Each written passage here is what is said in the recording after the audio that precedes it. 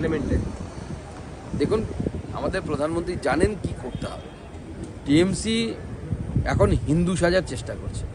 তো টিএমসির এই হিন্দু সাজার যে প্রবণতা, এই সম্পর্কে আমি শুধু বাংলার মানুষকে এটাই মনে করাবো যে আমাদের পূর্বপুরুষেরা রামায়ণ মহাভারত লিখে গেছিলেন আমাদের শিক্ষার জন্য।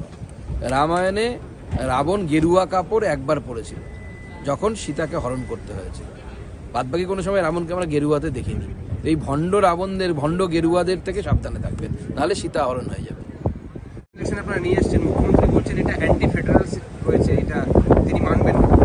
দেখুন, মানার না মানার, অ্যান্টি ফেডারেল না বলার ওনার বলতে হয়, তাই উনি বলছেন। বিভিন্ন মুখ্যমন্ত্রীর কাছ থেকে মত নেওয়া হয়েছিল, বিভিন্ন মুখ্যমন্ত্রী মত দিয়েছে। কোন মতটা চালু হবে? উনি না বলছেন, অন্য মুখ্যমন্ত্রী হ্যাঁ বলছেন। বেশিরভাগ মুখ্যমন্ত্রী যেটা বলবেন সেটাই হবে। উনি এই ফেডারেল স্ট্রাকচার মানছেন না, উনি গণতন্ত্র মানছেন না। মমতা বন্দ্যোপাধ্যায়ের পছন্দ নয় বলে সেটা হবে না পৃথিবীতে, এটা তো হতে পারে না। একটা দেশে যদি গোটা বছর ধরে ভোট চলতে থাকে, মুখ্যমন্ত্রীর তো খুব আনন্দ, তার সরকারের ওখান থেকে ভালো কামাই হয়, সেখানে পার্টির লোকেদের কামাই হয়। কিন্তু সাধারণ মানুষের অসুবিধা হয়। দেশের সেন্ট্রাল ফোর্সেস এক জায়গা থেকে আর এক জায়গায় মুভমেন্ট করে, তার ফলে নকশাল ইনফেস্টেড এরিয়া হোক, বর্ডার হোক, সেখানে অনেক সময় কম্প্রোমাইজ হয়ে যায়। এ থেকে বাঁচা উচিত দেশের, এবং খরচ কমবে। সব থেকে বড় কথা, স্কুলের যে মানে শিক্ষণ দিবস যাকে আমরা বাংলায় বলি, সেই শিক্ষণ দিবস কম নষ্ট হবে।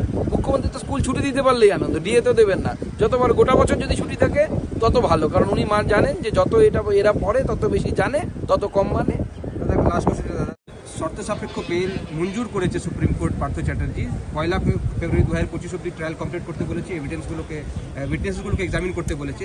সিবিআই কেসে তিনি এখনো বেল পাননি, তবে আজকে ইডি কেসে তাকে বেল অ্যাকসেপ্ট করেছে কিছু শর্ত দিয়ে সুপ্রিম কোর্ট। দেখুন, বেল পেলে পরে এই মুহূর্তে পার্থ চট্টোপাধ্যায় জেলের বাইরে যেতে পারছেন না, তাকে জেলে থাকতে হবে।